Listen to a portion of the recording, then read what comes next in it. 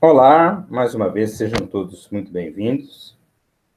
Eu sou o professor Ricardo Barcelos e vou conversar um pouquinho com vocês hoje sobre a abordagem do paciente-problema e ou com transtorno de personalidade na atenção básica à saúde, na ABS. Os objetivos da presente aula são capacitá-los a identificar o paciente difícil, a desenvolver uma relação médico-paciente saudável, a identificar as hipóteses diagnósticas e a tomar a fatídica decisão de tratar ou referenciar ao especialista. Antes de mais nada, nós precisamos de uma definição do que seria um paciente difícil. De maneira geral, é claro que cada caso é um caso, mas de maneira geral, são pacientes com queixas intermináveis, queixas físicas intermináveis, sem nenhuma explicação orgânica.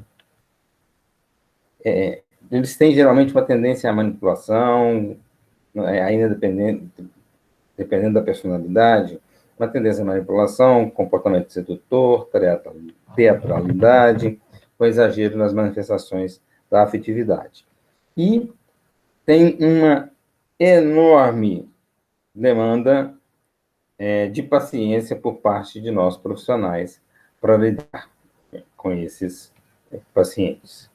E, geralmente, o paciente difícil vai estar alocado em um desses três transtornos: somatoforme, dissociativo ou de personalidade. Conceitos importantes, só para lembrar. Somatização é algo psíquico que vai para o orgânico. Algum conflito psíquico que se manifesta no físico, no orgânico, nas infindáveis queixas de dor, de desconforto, enfim.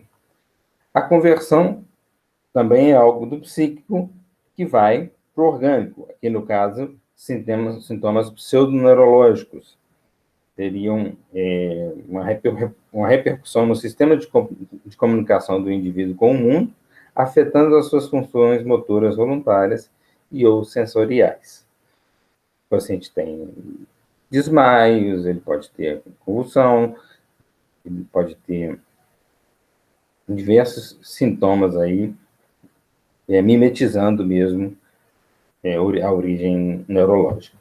E na dissociação, não existe nada passando para o orgânico. É um conflito psíquico que gera conflitos psíquicos, ocasionando ruptura nas funções geralmente integradas de consciência, identidade, memória e percepção do ambiente.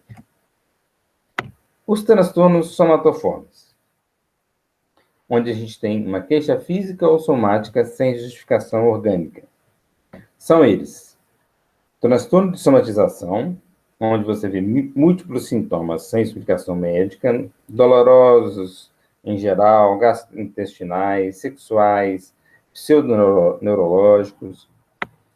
Temos o transtorno hipocondríaco, que é o medo mórbido de adoecer ou de estar doente, com uma crença persistente de estar doente. O paciente hipocondríaco, mesmo que a gente faça exames e mostre para ele que não há doença clínica, que não há problema de saúde, ele pode ficar um pouquinho aliviado por um tempo, mas depois essa ideia volta a tomar conta da vida dele, novamente, porque é uma crença persistente. O transtorno dismórfico corporal é uma preocupação exagerada quando é feito imaginado ou leve de sua aparência. O paciente, às vezes, cisma que o nariz dele é torto. E não é torto, mas ele simplesmente põe aquilo na cabeça e não consegue ser feliz daquela forma. Ou existe uma cicatriz, uma mancha, alguma coisa no corpo, e que leva a consequências mais sérias e afetam sobremaneira a vida do paciente, com uma reação exagerada a algo que ele possa apresentar. Então, às vezes, não há nada, mas às vezes há alguma coisa, e quando há alguma coisa, essa reação é exacerbada. O transtorno doloroso somatoforme, o paciente vai apresentar cefaleia tensional, fibromialgia, dores em geral, e também não tem uma explicação física, pois a avaliação clínica, a avaliação médica, prova e não há nada orgânico. O transtorno conversivo, onde você tem múltiplos sintomas que mimetizam doenças neurológicas, como a gente viu há pouco, sem substrato físico que justifique. Então, você tem pseudoconvulsões, anestesia em luvas, inconsciência, paralisia, não segue dermátomos, cegueira, surdez, ataxia de marcha e, interessante, o paciente não cai nem se machuca com essa ataxia de marcha. Ele tem a história de desmaios, mas ele geralmente cai de forma confortável no chão, ele não se machuca. E aqui nós temos a famosa labelle indifférence, que é a atitude que o paciente tem com relação aos seus sintomas, uma certa indiferença, por assim dizer. Bom, precisamos agora distinguir dois conceitos importantíssimos para lidar com o paciente difícil: a somatização e a simulação. Na somatização, o paciente não tem consciência da natureza de seus sintomas. Ele não cria os sintomas, ele não sabe de onde vêm os sintomas. Já na simulação, o paciente tem consciência da inexistência dos sintomas e ele cria esses sintomas. Ele pode simular quadros de doenças físicas e mentais com o objetivo de obter vantagens. Na simulação, o objetivo dele é obter vantagens trabalhistas, familiares, financeiras, judiciais. E o transtorno factício, que é também uma simulação, o paciente simula quadros de doenças físicas e mentais, o objetivo é um objetivo mórbido de receber intervenções médicas, a famosa síndrome de Munchausen. O paciente que simula quadros de doenças para ter atenção médica, ele se submete até a cirurgias, ele está disposto a tudo, só para se passar por paciente, por ser um paciente. Vamos ver, é algo realmente muito patológico. Os tratamentos dos transtornos somatoformes, eles vão envolver, em primeira mão, a gente tentar encontrar a identificação da causa psicogênica, porque ele é de causa psicogênica. Isso seria muito importante, e a gente precisa contar com a ajuda aí de profissionais, principalmente aí os psicólogos, para nos ajudar nesse diagnóstico.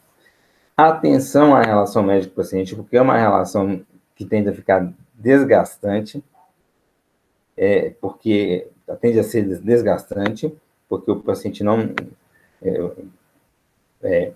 geralmente acusa o médico de não estar sabendo fazer o diagnóstico, questiona a competência do médico, não concorda com os resultados dos exames, enfim, essa relação médico-paciente é bastante complicada. Na somatização de apresentação secundária, que é quando o paciente tem alguma doença psiquiátrica, por exemplo, transtorno bipolar, esquizofrenia, uma depressão, a gente trata a condição primária para ajudar, né, a abordar a somatização. Nos transtornos exclusivamente somatoformes, o paciente só apresenta aqui somatoformes, o uso de antidepressivos é inconclusivo, ou seja, não há comprovação científica de efeitos satisfatórios nesses transtornos somatoformes. Já a hipocondria e transtorno de dismórfico corporal, se a gente tratar o espectro obsessivo compulsivo, existe a possibilidade de alguma resposta positiva com antidepressivos serotoninérgicos, mas também é uma resposta que não cura e muitas vezes ela não acontece de maneira satisfatória com todos os pacientes. A fibromialgia tem uma melhora discreta, mais consistente com antidepressivos tricíclicos, a gente sabe disso, e com alguns antidepressivos duais, né?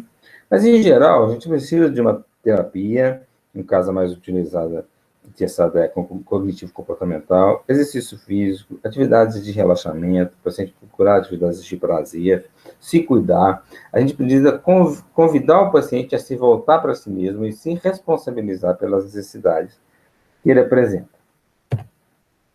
Nos transtornos dissociativos, os somatofóricos, agora os dissociativos. As características em comum são: existe uma perda parcial ou completa da integração normal entre memória, consciência da própria identidade, sensação e controle de movimentos corporais. Há uma marcante negação de problemas e dificuldades pessoais. O paciente não admite.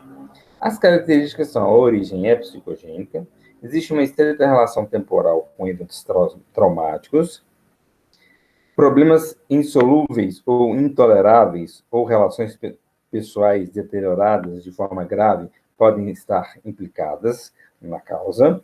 Existe um início e término súbito, mas que pode durar mais até dias, semanas ou até mesmo anos. Quanto mais tempo se passar, mais resistente ao tratamento o caso se torna. Quais são os transtornos dissociativos? Nós temos a amnésia dissociativa, quando ocorre uma perda de memória seletiva ligada a eventos traumáticos. O paciente passa por um evento traumático, pode ser um abuso físico, sexual, um bullying, e ela desenvolve uma amnésia seletiva sobre a questão em si. Ela não consegue lembrar.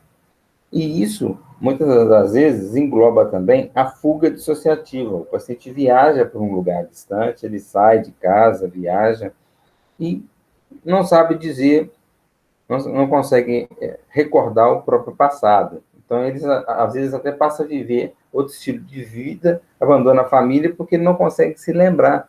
Ele vai aparecer em outra cidade como um estranho, procurando algum tipo de ajuda para o que ele não está entendendo, porque existe uma amnésia dissociativa. O transtorno dissociativo de identidade é aquele famoso transtorno que a gente fala da personalidade múltipla, né? Mais de uma personalidade distinta dentro de um mesmo indivíduo, que pode uma não ter consciência da outra ou podem se reconhecer. O paciente manifesta de maneira bastante real as características dessas personalidades diferentes que ele apresenta. Então, não é algo que seja uma simulação. O transtorno de despersonalização e desrealização, que podem acompanhar os transtornos dissociativos, a desrealização é uma sensação de estar distanciado ou fora do próprio corpo. O paciente pode ter a ideia de que está saindo do corpo, flutuando, vivendo a si mesmo fora do corpo, sendo fora do seu próprio corpo. E a desrealização é uma percepção distorcida da realidade à sua volta. Ele pode ver um prédio torto, ele pode ver um sofá arrastando, ele pode ver uma pessoa com o rosto desfigurado. São sintomas que podem acontecer. E temos também o transtorno dissociativo sem outra especificação. Qual que é o tratamento para os transtornos dissociativos? Complicado. Nós temos uma escassez muito grande de estudos controlados, porque é um paciente muito difícil de você avaliar. O ambiente de apoio e acolhedor é fundamental para que aquele paciente se sinta seguro, se sinta bem acolhido para receber ajuda. Abordar e buscar solução dos conflitos desencadeantes que forem identificados e investigar e tratar os transtornos comórbidos. Muitas vezes os transtornos comórbidos, eles são um gancho para a gente poder conquistar o paciente e ajudar ele de uma maneira mais holística, mais completa. Agora, nós vamos falar sobre os transtornos de personalidade. Mas antes de mais nada, precisamos falar da personalidade. O que é a personalidade? Que hoje origem do latim personare, que é ressoar por meio de algo. Bom, o conceito, segundo Bastos, é um conjunto integrado de traços psíquicos, consistindo no total das características individuais em sua relação com o meio, incluindo todos os fatores físicos, biológicos, psíquicos e socioculturais de sua formação, conjugando tendências inatas e experiências adquiridas no curso da existência. É relativamente estável ao longo da vida e relativamente dinâmico. Essa seria a personalidade propriamente dita. Mas quem somos nós? Qual a nossa personalidade? Como ela se manifesta? Ela é uma personalidade patológica, com traços patológicos, ou é uma personalidade saudável?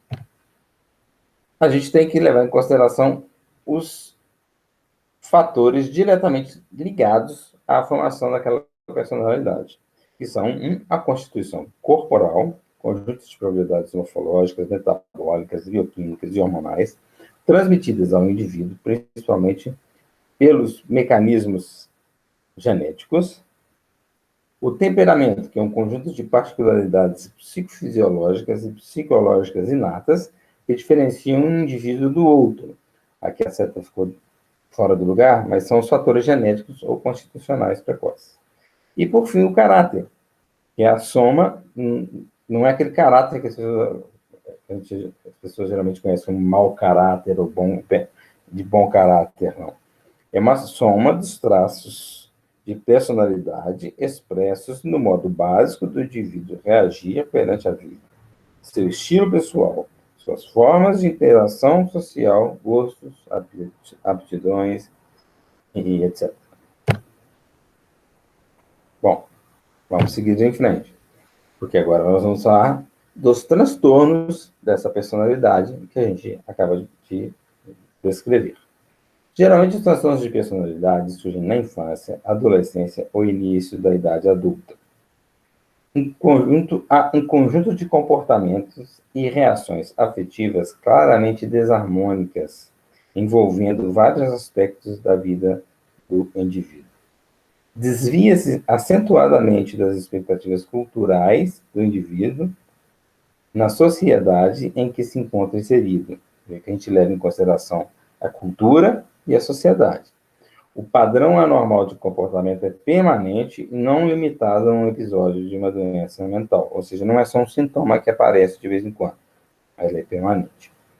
Existe o padrão anormal de comportamento, incluindo muitos aspectos do psiquismo e da vida social. Gera sofrimento e prejuízo no funcionamento social ou ocupacional do indivíduo de maneira marcante, tendendo geralmente a trazer problemas no convívio social, familiar, ocupacional, enfim. Qual a prevalência? Em torno de 10 a 13%, alguns estudiosos falam em até mais do que isso.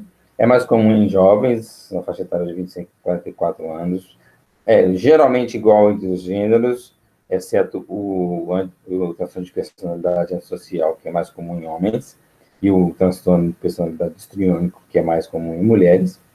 Os pacientes com transtorno de personalidade, eles têm, olha a gravidade do problema, eles têm maiores chances de apresentar problemas com o uso de álcool e outras drogas e de enfrentar mais eventos de vida adversos e nocivos.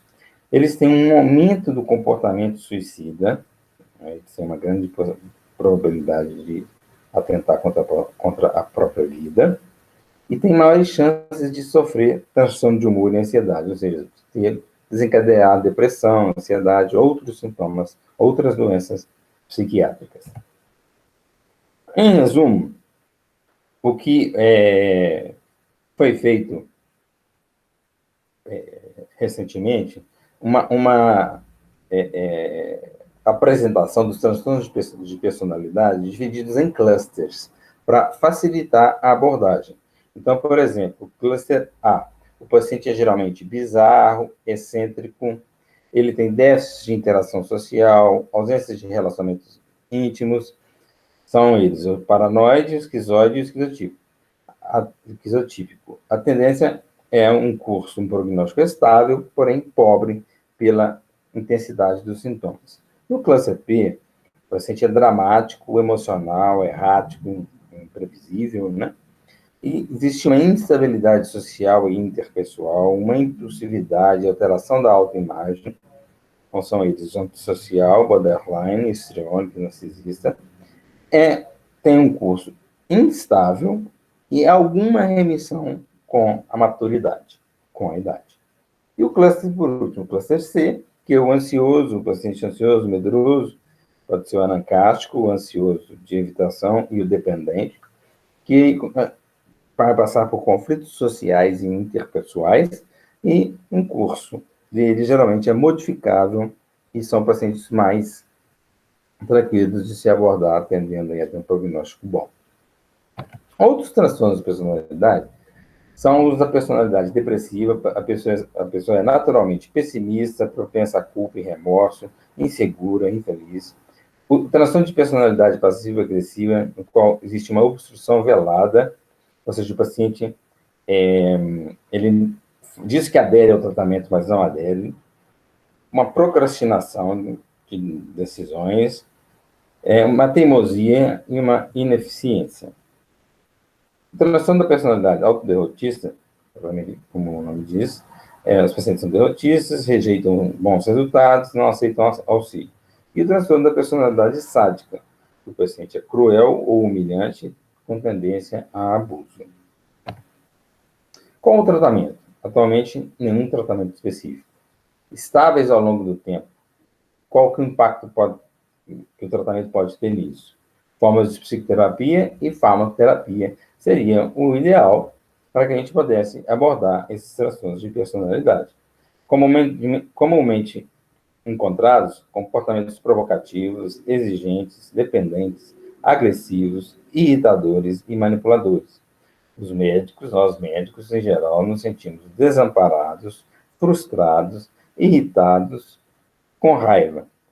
Daí a importância de se trabalhar a relação médico-paciente por causa dessa dificuldade que existe em estabelecer o que seria saudável para proporcionar a ajuda, o tratamento. Na farmacoterapia, a gente poderia usar o sintoma-alvo, um sintoma específico. Por exemplo, na desregulação afetiva, em que há labilidade do humor, hipersensibilidade a rejeições, raiva intensa e crise de agitação, os inibidores seletivos da recaptação de serotonina têm uma boa indicação. E em associação a antipsicóticos em baixas doses ou estabilizadores do humor, quando essa desregulação afetiva for mais intensa, com intensa raiva e agressividade que podem colocar em risco a vida do paciente e dos familiares. O descontrole impulsivo comportamental, agressão impulsiva, automutilação, que é muito característico do transtorno de personalidade borderline, ou comportamentos autodestrutivos, os inibidores seletivos da recaptação de serotonina ou os imaus, mais baixas doses de antipsicóticos nos casos mais graves, podem proporcionar algum benefício. O controle dos impulsos agressivos, com a ajuda de estabilizadores de humor, também uma possibilidade. O valproato e a carbamazepina são os mais estudados. E, com relação às distorções cognitivo-perceptuais, desconfiança, ideias de referência, ideação paranoide, sintomas semelhantes a alucinações, como ilusões somáticas, baixas doses de antipsicóticos podem ser utilizadas para melhorar essa percepção da realidade que o paciente tem e favorecer o tratamento.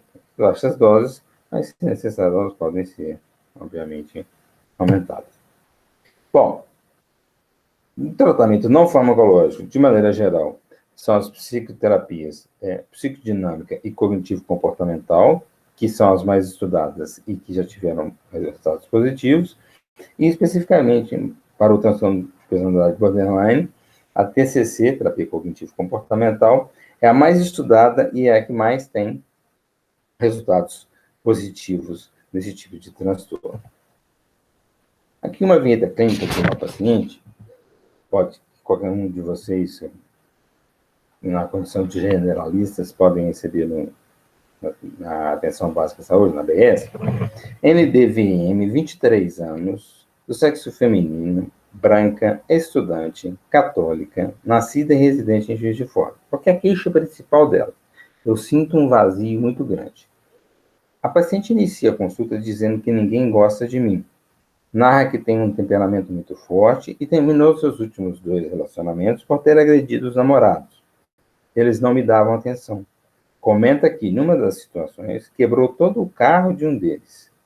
Conta ainda que teria agredido um outro namorado com os cacos de uma garrafa de cerveja long neck, porque ele teria cumprimentado uma garota com quem já tinha ficado.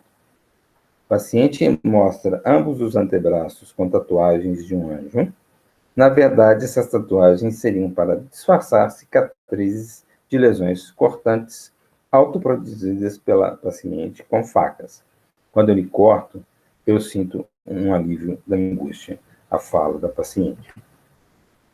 Há registros no prontuário de que há cerca de 6 anos, N foi atendida na UAPS, na ABS, para a realização de curativos, após uma briga com uma das irmãs, também com uma das irmãs, aqui seria mais a UPA, né?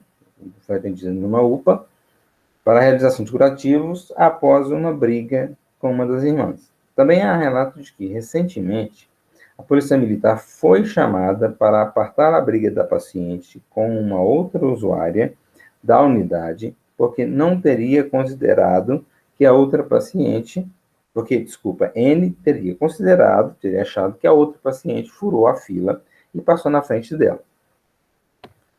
A mãe de N mostra-se muito preocupada com os comportamentos da paciente, dizendo que, desde a adolescência, era chamada na escola para assinar punições da paciente, que sempre se envolvia em discussões e brigas com as colegas, porque não leva desaforo para casa. Segundo a mãe, recentemente N foi demitida de um trabalho porque se desentendeu com as colegas de trabalho. Elas são um bando de falsas e mentirosas. A gente pode ver, por esse relato, muito bem feito, que trata-se de uma paciente com traços com tendência à automutilação, uma paciente impulsiva, agressiva, violenta, instável, ou seja, uma série de itens que nos chamam a atenção para um transtorno de personalidade. Mas também podemos ter outros transtornos comórbidos, como, por exemplo, transtornos de humor. Aí, no caso, seria o transtorno afetivo bipolar, seria o principal diagnóstico diferencial. Nesse caso, a paciente foi medicada com um inibidor seletivo da recaptação de serotonina e com o valproato de sódio, para que controlasse essa sensação, a tentativa de ajudar ela nesses sintomas negativos, como sensação de vazio, essa tristeza, e também a controlar os impulsos, para que ela possa ter uma vida mais saudável. Então, um caso que demonstra a gravidade que um transtorno de personalidade pode atingir na vida da pessoa, se ele não for abordado e tratado. E ela foi encaminhada ao tratamento psicoterápico para ter melhores resultados. Conclusão. A relação do médico com o paciente, difícil, é muito difícil. As causas dos sintomas são imaginárias, mas as sensações são reais. O paciente sente realmente aquilo. Fora o simulador, ou factício, os demais sentem realmente. Existe a necessidade de se estabelecer uma relação de confiança com o médico generalista, ou seja, o médico deve se empenhar nisso. Há uma facilidade de rejeição versus manipulação e dependência. Limite para o atendimento às reivindicações. Colocar limite, fazer a paciente entender o que ela está fazendo e colocar ela a favor do tratamento. Respeito ao quadro também entre os familiares. Explicar aos familiares que aquilo existe, que ela realmente está doente, que não é fingimento, que ela sofre mesmo e que precisamos do apoio da família e dela, para ela se motivar e ser motivada a fazer o tratamento. E o encaminhamento para outros serviços que seja necessário, a gente tem que ter razões para esse encaminhamento, tem que haver um vínculo de confiança e um registro detalhado de conclusões e condutas. Ou seja, precisamos saber o que estamos fazendo. E estamos diante de um diagnóstico tal, que necessita um tratamento tal, e que precisamos realizar esse tratamento, seja na própria ABS, seja encaminhando para um especialista. Mas procurar lidar com a frustração, com a impaciência, com a intolerância, com a raiva, que nós médicos somos acometidos por causa dessa difícil relação com o paciente. Difícil. Ok? Muito obrigado. Mais uma vez, um prazer estar com vocês e até a próxima.